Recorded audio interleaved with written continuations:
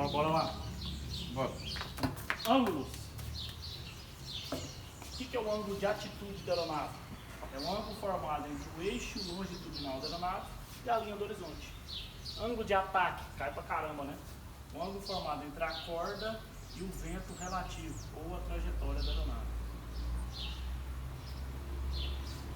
E ângulo de incidência?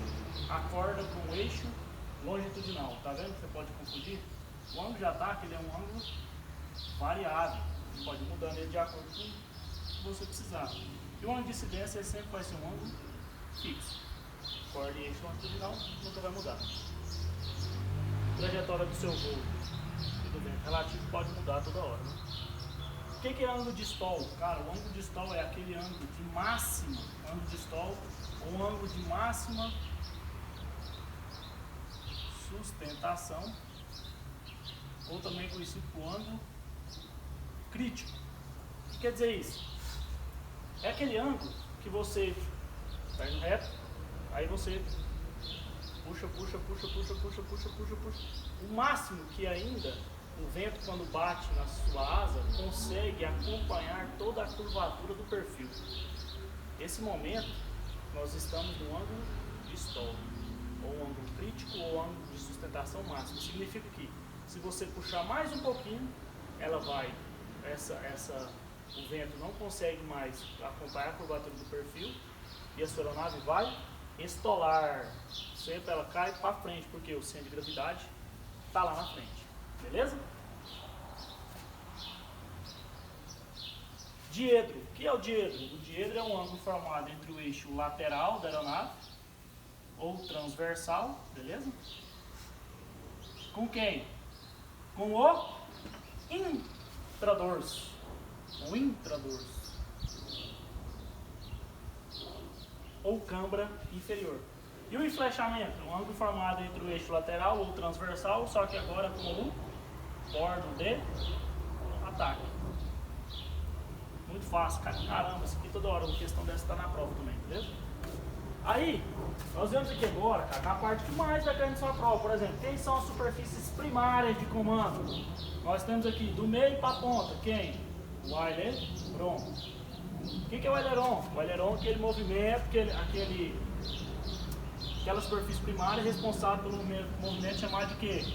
Bancagem ou rolagem, ou rolamento, efetuado em torno do eixo longitudinal da aeronave.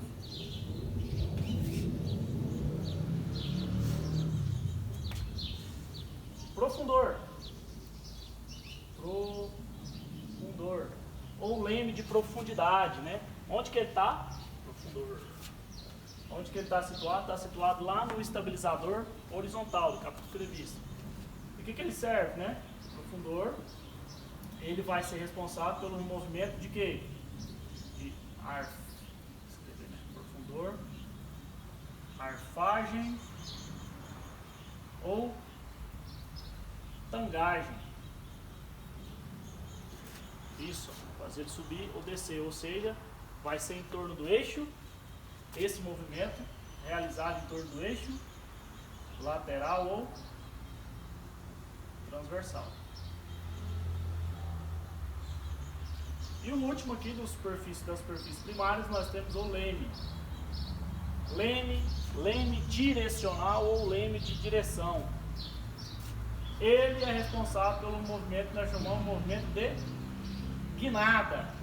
Aperta o pedal, vem para a direita, vamos lá para a direita. Né? Esse movimento realizado em torno do eixo vertical. Ah, o que eu preciso saber? Cara, preciso saber aqui do aileron. Se você quiser aprofundar um pouco, existe um tal de aileron diferencial e um aileron tipo freeze. O que ele serve? O diferencial quer dizer que às vezes a amplitude do que sobe é diferente da amplitude do que desce. Por isso que é diferente, ó. Porque o aileron sempre, o aileron que desce é a asa que sobe. E ao contrário, o outro vai subir e a asa vai descer. Então, esse diferencial quer dizer que às vezes existe uma diferença entre a amplitude do aileron que desce com o aileron que sobe. O aileron tipo freeze é um aileron que ele dá uma deslocadinha um pouco para trás. Por quê? Ele vai ajudar quem? A arrumar a minha guinada adversa, para evitar guinada adversa. Então essas são as nossas 3 superfícies primárias de comando. Lembrando que o profundor está na onde? Está aqui no estabilizador horizontal. O leme está onde? Localizado aqui onde? No estabilizador vertical. E o estabilizador vertical e o estabilizador horizontal está localizado onde? Na empenagem. E para que serve a empenagem? A força útil que ela gera quem? Estabilidade. Gera sustentação? Não. Estabilidade. Beleza? Essas são nossas superfícies primárias de comando. E as superfícies secundárias de comando? Como principal aqui nós temos o que? O flap. O flap que está aqui realizado do meio até a raiz de uma asa. Nós temos o flap.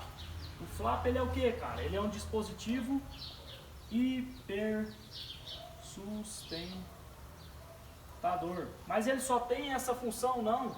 Ele também tem uma função de auxiliar o freio. Auxiliar a nave a frear. Ou seja, reduzir a sua velocidade.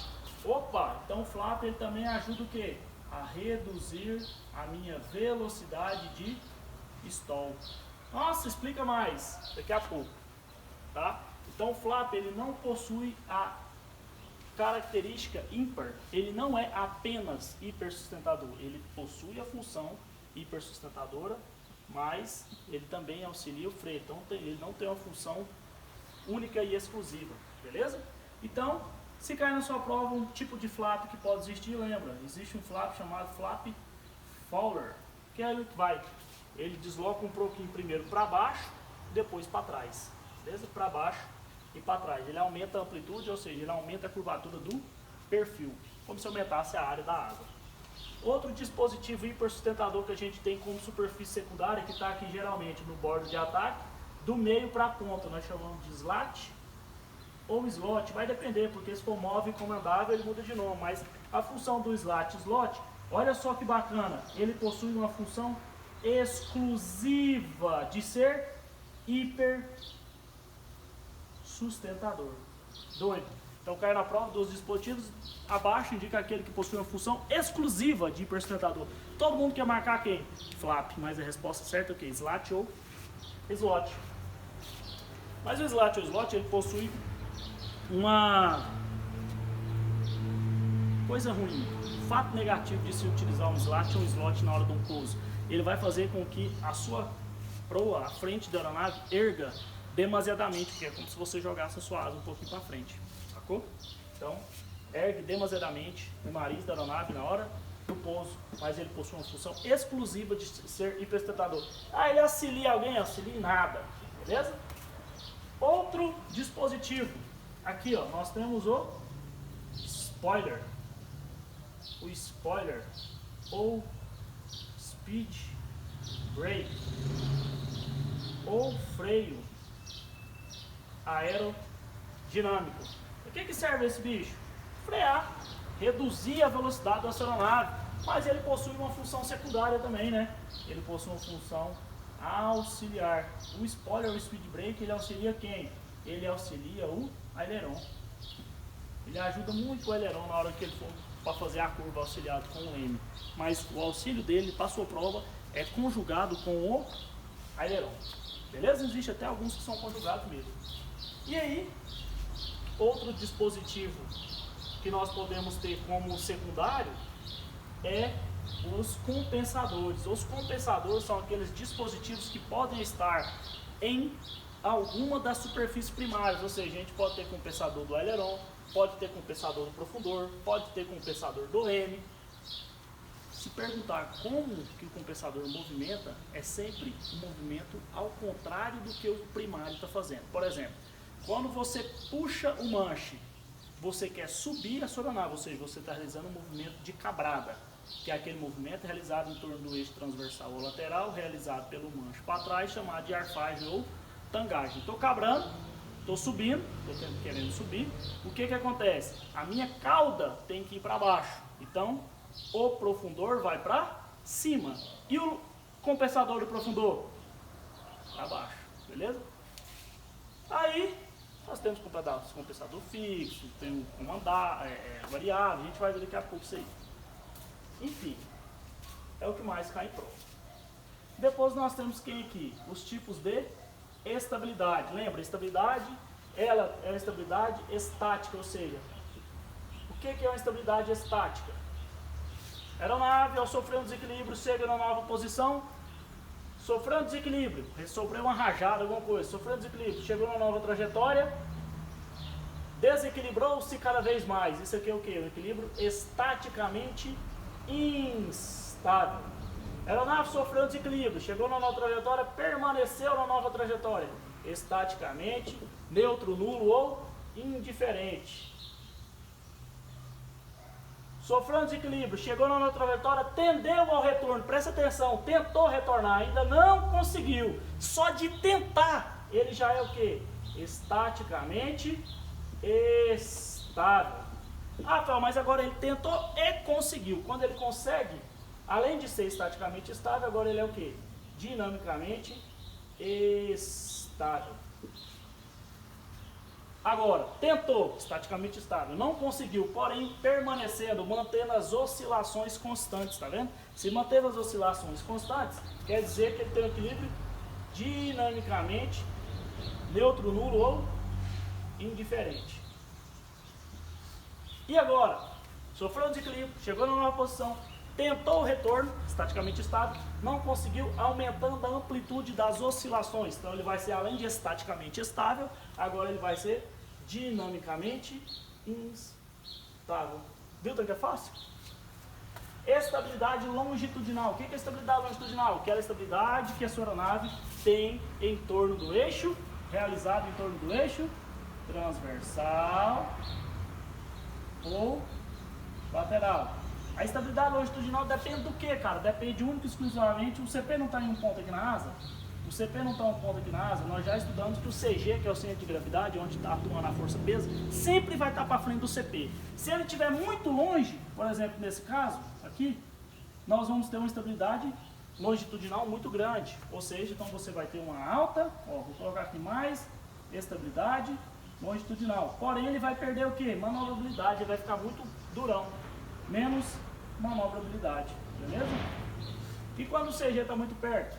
O CG muito perto, sempre à frente, nunca atrás e nunca junto. O CG de uma aeronave junto com o CP de um avião, nós chamamos isso de instabilidade catastrófica, tá doido? O CG aqui, ó, sempre à frente, mas não muito à frente. Nós falamos que agora ele tem uma reduzida estabilidade longitudinal, mas vai ter muita manobrabilidade. Não precisa nem falar, né? Quem tem um CG muito próximo do CP aqui são quem? Os acrobáticos e o helicóptero. E quem tem um CG muito para frente do CP geralmente é o avião em geral. Então, pergunta de prova, principal pergunta de prova: a estabilidade longitudinal depende única e exclusivamente de quem? Da posição do CG em relação ao CP. E a estabilidade lateral? Ó, é como a aeronave se comporta em torno do seu eixo longitudinal. Em torno do seu eixo longitudinal. Então, quem vai influenciar a estabilidade lateral? O diedro, o enflechamento, o efeito Killian. Lembra? Esse exemplo que eu botei aqui, ó, esse aqui é um diedro. Esse diedro aqui é um diedro positivo. Então, eu vou ter uma estabilidade lateral positiva. O enflechamento aqui, ó, positivo. Estabilidade longitudinal lateral positiva. Se esse flechamento aqui fosse para frente, era negativo. Se esse diedro aqui fosse para baixo, era negativo. Nossa, eu nunca vi um diedro para baixo. Procura aí no Google. Antonov, tá? E então põe flechamento positivo aí, ou flechamento negativo. Você vai ver alguns aeronaves militares, uma aeronave bem louca que tem isso aqui para frente, tá? E aí, para finalizar, diedro, enflechamento, o efeito Killian. O que é o efeito Killian? Porque o CG está para frente. Às vezes, se ele estiver mais perto do chão da aeronave, positivo. Se estiver mais acima, não vai ser negativo, mas vai ser com menos estabilidade, tá? Distribuição do peso, efeito da fuselagem, tudo isso interfere na estabilidade lateral. E a estabilidade direcional? Cara, lembre-se, o tamanho do estabilizador vertical é o que mais influencia na estabilidade direcional, que é aquela estabilidade que se dá em torno do eixo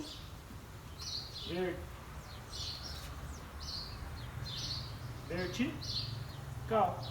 Tamanho estabilizador vertical. Aí vem o flechamento, efeito que distribuição do peso, efeito fuselagem, tudo está aqui, ó, dentro da estabilidade direcional. Exceto quem, galera? O diedro. O diedro não interfere na estabilidade direcional. É isso que você precisa saber, velho. Para prova. Ele vai falar assim, o enflechamento atua em qual estabilidade?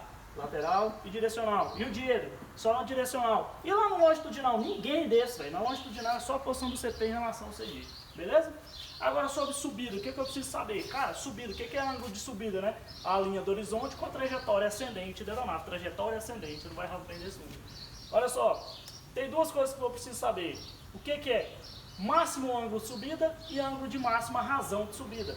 O que é a máxima razão de subida? É quando você sobe, chega em determinada altitude no menor tempo. Só que em contrapartida, o que acontece? Você anda uma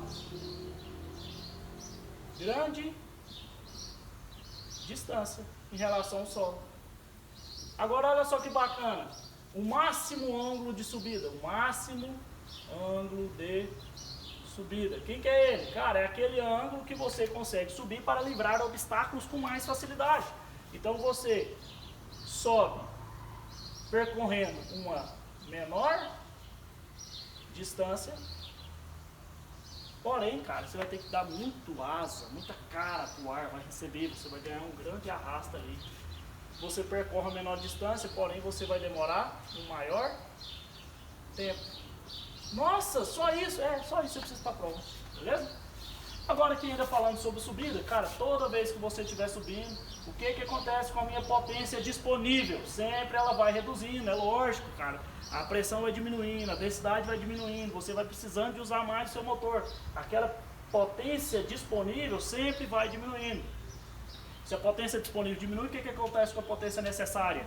Aumenta. Quanto menos eu tenho, mais eu preciso. Ou seja, melhor falar, quanto mais eu preciso, é porque menos eu estou tendo. Até chegar um momento que você vai perceber que mesmo você subindo, você vai lá, olhar no seu climb e vai perceber que o máximo que você está conseguindo subir é uma razão de 100 pés por minuto.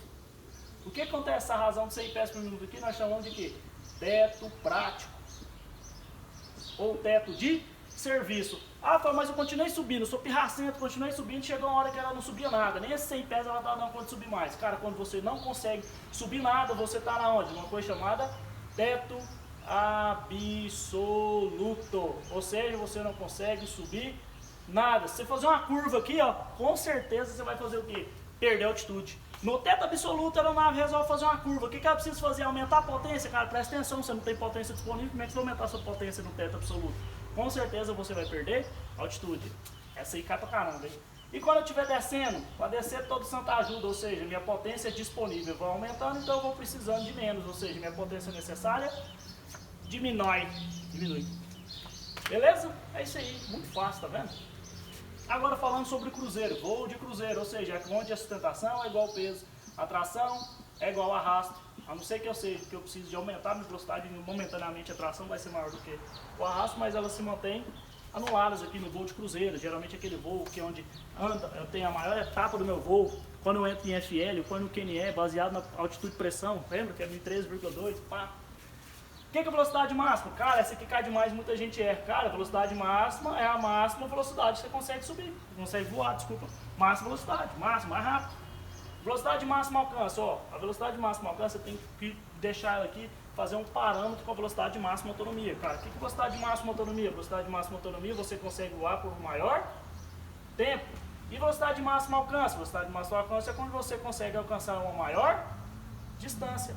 Você tem que pensar o seguinte, cara, eu tenho 10 litros de combustível, esses 10 litros de combustível eu preciso chegar o mais longe possível. O que eu uso? Vai lá no manual da sua aeronave e procura quem? Velocidade de máximo alcance, você vai conseguir chegar a uma maior distância. Só que em contrapartida que é de máxima autonomia, você vai demorar o quê? Um menor tempo em relação a essa. E a de máxima autonomia, você consegue ficar mais tempo com o ar, porém você não consegue ir muito longe, ou seja, você vai ter uma menor distância. Não é a menor distância que pode existir, cara, é só em relação à velocidade máxima alcança, beleza? E a velocidade mínima? A velocidade mínima é aquela mínima velocidade que você consegue ainda realizar um voo que um voo reto e horizontal, um voo de cruzeiro, uma velocidade mínima. E a velocidade de stall? Ó, a velocidade de stall você já precisa saber de cara. Ela é a menor de todas, ela é a menor de todas. Ou seja, você consegue manter em voo, mas não voo mais um voo reto e horizontal. A velocidade de stall ela serve para quê? Serve para um parâmetro, significa o seguinte: chegou na velocidade de stall, vamos supor que é 50. Se você pôr 49, você estola. Se você pôr 51, você está na mínima. Então, a 50 é aquela velocidade que você vai olhar para ela e vai falar assim: poxa, para que eu possa realizar uma decolagem com segurança, eu tenho que vir aqui de 20 a 30% numa velocidade maior do que ela para decolar. Às vezes, na minha prova, ao invés de cair de 20 a 30%, cai assim de 1.2 a 1.3 maior do que ela. Lembra que quando eu coloco stall, eu reduzo tudo aquilo que faz bem, eu reduzo a velocidade de stall. Tudo aquilo que faz mal, eu aumento a minha velocidade de stall. Beleza? Fica a dica. Esse deve ficar grande pra caralho. Por 20 minutos.